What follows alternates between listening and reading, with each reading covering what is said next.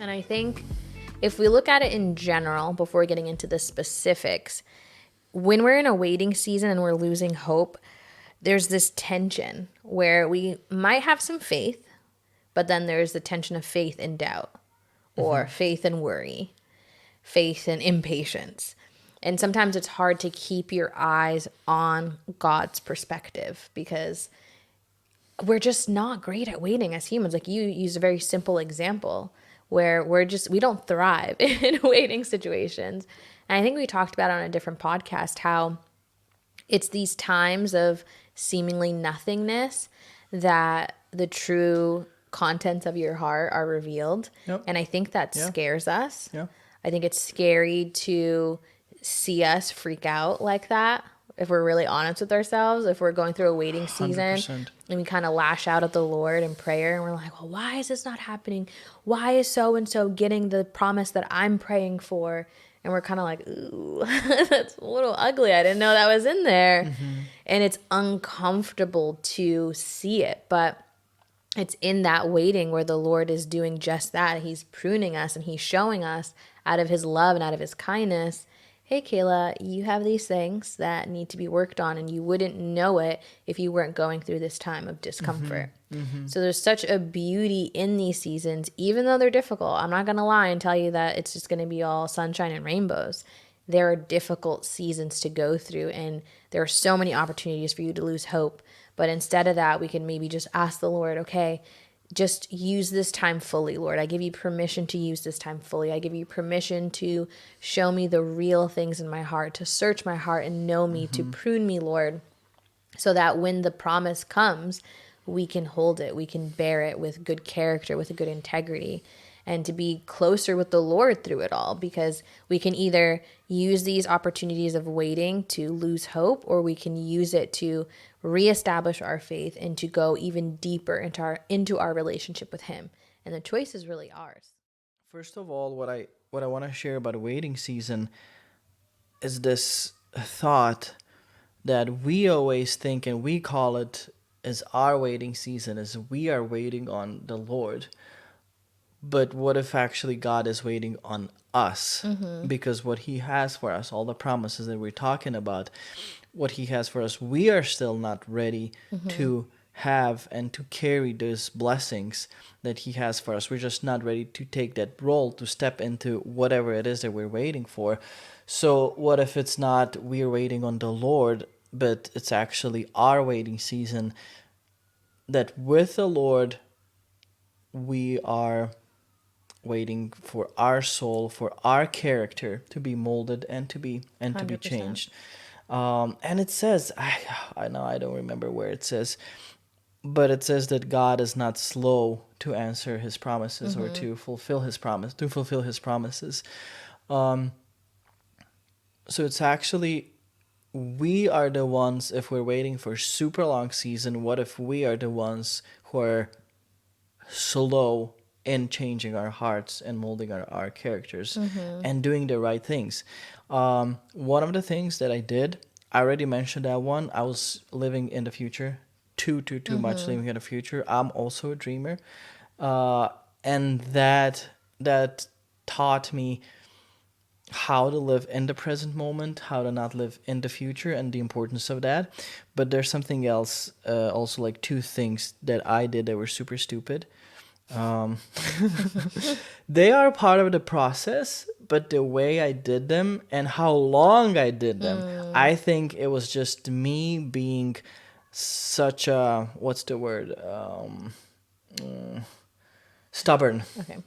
My stubbornness and my hardness of the heart were so big that that's why it took me so long to realize some things.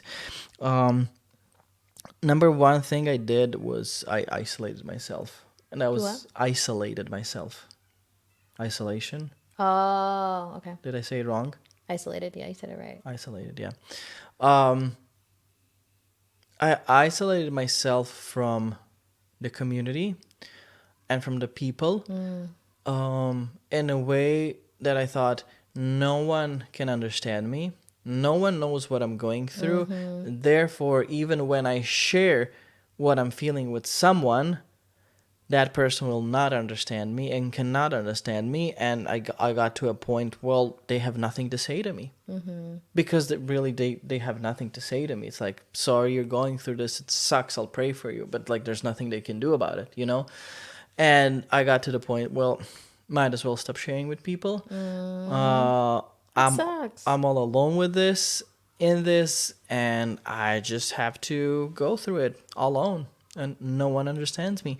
I think that's such a big danger when you stop sharing because people don't understand, and probably they don't understand, but it doesn't mean that we should stop sharing and opening up.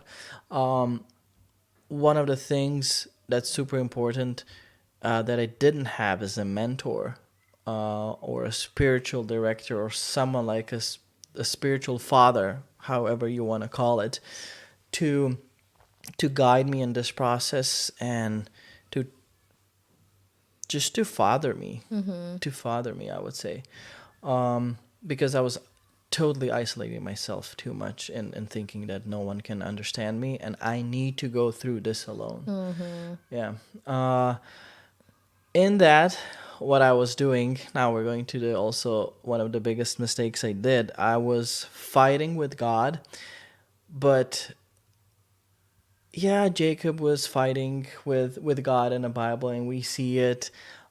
But my fighting with God was actually destructive. It was not a proactive and a healthy one, where you fight and just to get things out. I was fighting with the Lord in my rebellion. I was fighting with the Lord from my rebellion to show him that I don't need him. You know, I am going, Lord, and I said such a horrible things to him, not to let it out of my system, but actually to hurt him. Because I wanted to hurt him. I didn't know, like, I need to do something. It's his fault, and somebody need to take the blame, and it was him. The isolation again. Isolation again. Isolation and rebellion and putting up walls. And that became a pattern for me, not just with the Lord, but with other people. Yeah, just it's okay to fight and to struggle, to wrestle with the Lord, but with a hard posture of I am just venting myself out. This is how I'm feeling, and you can be real in your feelings. But when we cross that border of, oh, I'm actually like hurting the Lord, and I deliberately want to separate myself from Him out of rebellion, oh, then we're gone.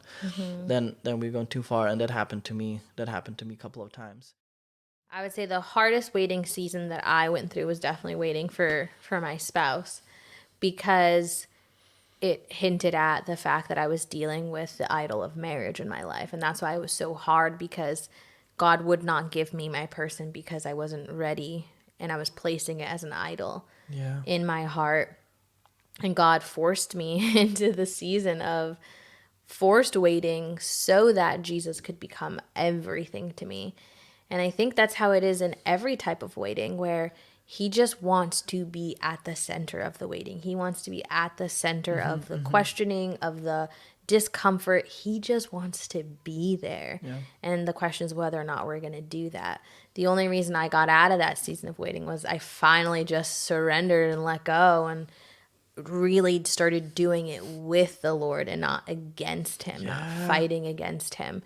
And we say it all the time. If I had met you years before I did, when I was really contending and like, Lord, I'm ready for my family, I was not ready. I would have ruined it. But when I look back, that season of waiting was so beautiful. It was hard, but it was beautiful, because I saw a different side of his face that I wouldn't have seen otherwise. Yeah. He is so close to the brokenhearted, and he is so close to those of us that are just, we can still be broken, but have, like you said, the right heart posture. And I feel like he meets us in a special way when we're in that broken place. We're like, Lord, I don't know how you're going to do this. I know I believe in you, but I'm struggling, and I just give it to you, and I just, please do whatever you need to do. He comes in such a sweet and tender way that I will never trade that time of waiting for anything. I love how you described it, because you said it was your waiting season was super hard, but you kind of loved it. My waiting season was super hard and I hated it. And the outcome, the final goal, you reminded me, you said it again so good. You finally surrendered and you let go because you saw how broken you are. The difference between my waiting season and your waiting season is that you surrendered that and had that realization just by because being smart and humble. I, on the other hand, was fighting the Lord so much, so he had to do so much to crush me, literally, so that he can, in a way, kill me, that I would be on the floor crying, I can't take this anymore, I surrender. I feel like my surrender came out of desperation because I could not handle this anymore. And your came from another place. Obviously, you had a better waiting season than I did. Learn from Kayla, people. No, Don't learn from me.